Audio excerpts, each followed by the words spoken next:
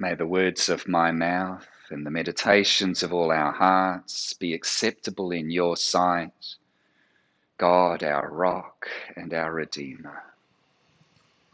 Amen.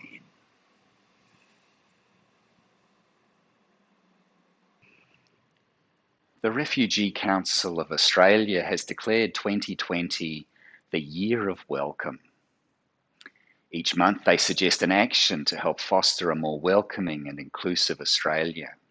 The most recent action is to contact our leaders, asking them to ensure that asylum seekers and refugees are included in COVID-19 strategies, that nobody is left behind.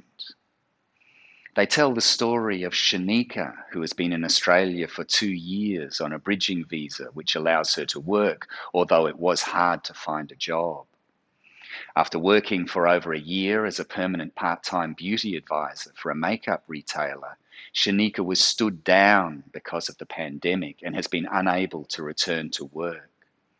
She says, "Before this, I had never felt any difference between me and the other people I worked with. I have always been treated equally by my managers and fellow employees, and my visa status has never mattered.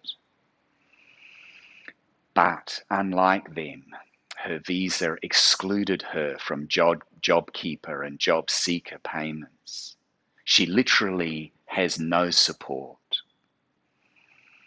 Even before COVID-19, members of our own congregation who are asylum seekers and are not able to work for various reasons were also receiving no government support.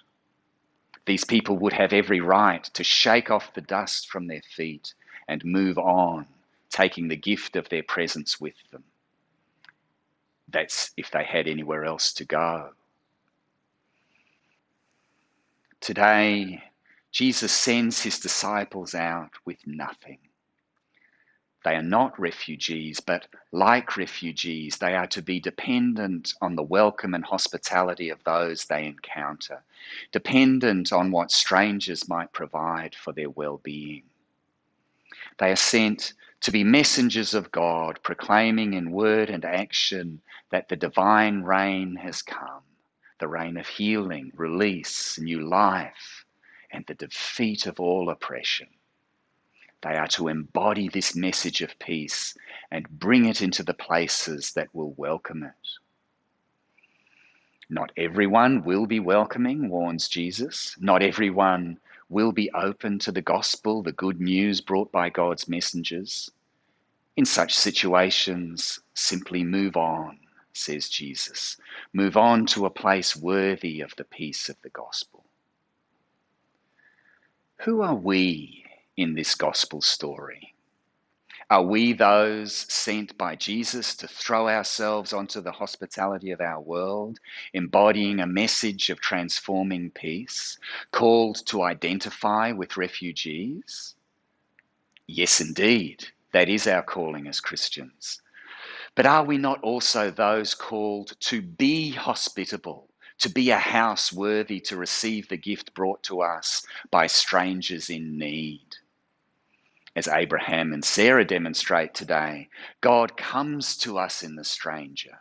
In receiving refugees with warm hospitality, we might receive the messengers of God, as well as being those messengers ourselves.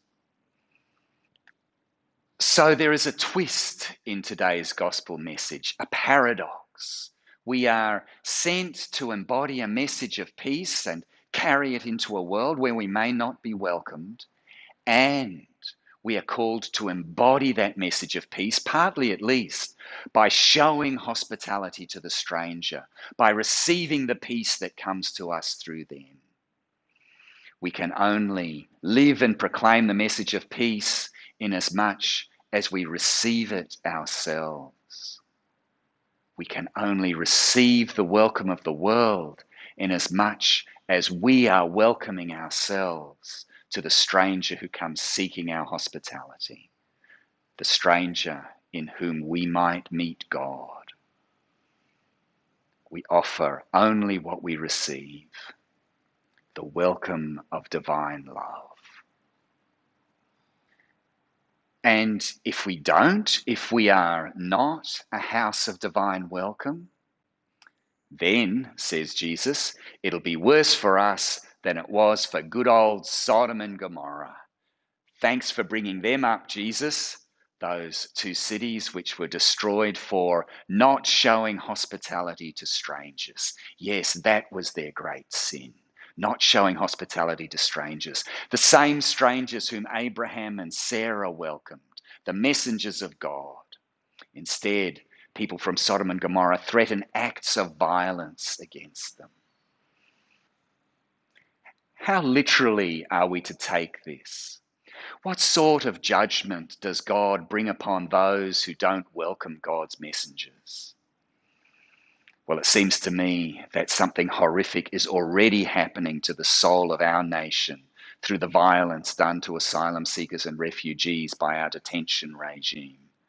The fear and insecurity that prompts it and the hard-heartedness that is required to carry it through scars us as a people. God doesn't have to rain down sulfur and fire on us like Sodom and Gomorrah. We're doing it to ourselves through our own lack of hospitality. Yes, let's celebrate the year of welcome. Let's celebrate those strangers who have been received with hospitality, have found a home among us, and have become our friends and family. Yes, let's celebrate. And let's also cry out for Shanika and for those even closer to home who need our nation's welcome and yet who are being pushed away. Let's celebrate God's welcome of us by welcoming those who come to us in the peace of God.